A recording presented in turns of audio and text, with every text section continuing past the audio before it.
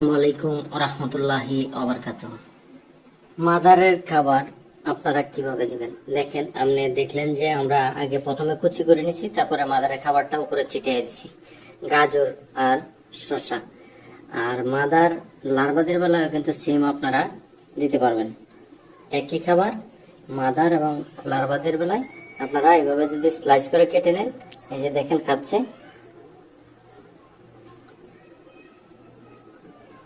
লার্ভাদের বেলায় কিন্তু ওই খাবারটা আপনারা দিতে পারবেন। আর মুরগি মাছ এদের প্রিয় খাদ্য হইলো এই বিটল। বিটল বাংলাদেশে চাষ হচ্ছে, এটাই কিন্তু মুরগি মাছের যারা শৌখিন পাখি পালেন তাদের আর চিন্তা নাই যে বাজার থেকে শুকনা খাবার এনে খাওয়াইতে। এই খাবারটা খাওয়াইলে দেখা গেছে আপনাদের পাখি সুস্থ সবল, মাছও সুস্থ সবল থাকবে। সম্মানিত ভিউয়ার্স, এই বিটল পোকা কিভাবে মাদার হয় দেখেন। আমি যখন প্রতিটা একটা করে কাপে দিব তখনই কিন্তু মাদারের রূপ নেবে। কাপে যতক্ষণ না দিব ততক্ষণ কিন্তু তারা মাদারের রূপ নেবে না। এই জন্য প্রতিটা কাপে আমরা একটা করে বসাইলেই কিন্তু আমরা ইনশাল্লাহ এভাবে মাদারের রূপ নেবে। কাপে যখন বসাবেন তখন 120 দিন বয়স হয়েছে কিনা সেটা জেনে কিন্তু কাপে বসাইতে হবে। 120 দিন হলেই কিন্তু আপনি কাপে যখন দিবেন তখনই কিন্তু মাদার হবে ইনশাল্লাহ। আর ডিমও বেশি দিবে। আর 120-এর কম হলে মাদার হলেও ডিম কিন্তু তেমন পাবেন না।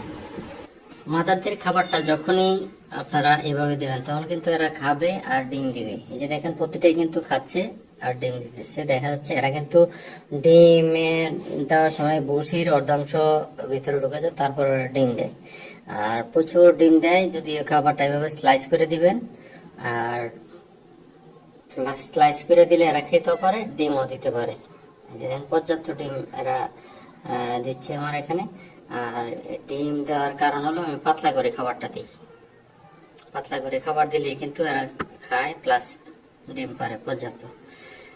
সম্মানিত ভিউয়ার্স, আর বিটল লালন পালন সম্বন্ধে যে কোনো পরামর্শ যদি লাগে তো অবশ্যই আমাকে কল দেবেন। আমি ইনশাল্লাহ আমার এই ফার্মের বয়সে দেখা গেছে আমি যে মাছ পাখি লালন পালন করতেছি, মুরগিদের প্রিয় খাদ্য বিটল। মুরগি দেখা গেছে ভালো থাকে, সুস্থ থাকে।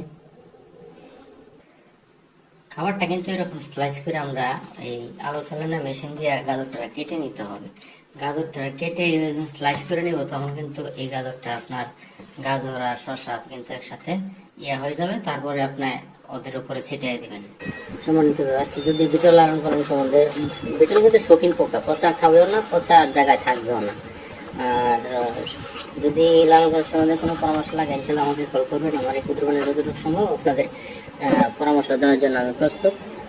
ভিউয়ার্স, আজকের মতো আমার ভিডিও এখানে শেষ করতে যাচ্ছি। আমার নেক্সট ভিডিও দেখার জন্য আমার চ্যানেলকে সাবস্ক্রাইব করে ইনশাল্লাহ আমার সাথেই থাকুন। আপনারা কিভাবে মাদারের খাবার দিচ্ছেন সেটা তো বুঝতে পারলেন। আর 120 দিনের লার্ভাটা আপনারা কিভাবে চেক করবেন এটা নেক্সট ভিডিওতে আমি দিয়ে দেবো ইনশাল্লাহ। একদম হাতে কলমে দেখায় দিব আমার নেক্সট ভিডিওতে যে আমি কিভাবে মাদারটা আপনারা 120 দিন বয়স হয়েছে কিনা চেক করার জন্য চেক কিভাবে করবেন ওইটা আমি টাইলসে নিয়ে তারপর আপনাদের দেখাবো নেক্সট ভিডিওতে। সম্মানিত ভিউয়ার্স, আমার নেক্সট ভিডিও দেখার জন্য আমার চ্যানেলকে সাবস্ক্রাইব করুন, তাহলে আমার সাথে থাকুন। আসসালামু আলাইকুম ওয়া রাহমাতুল্লাহি ওয়া বারাকাতুহু।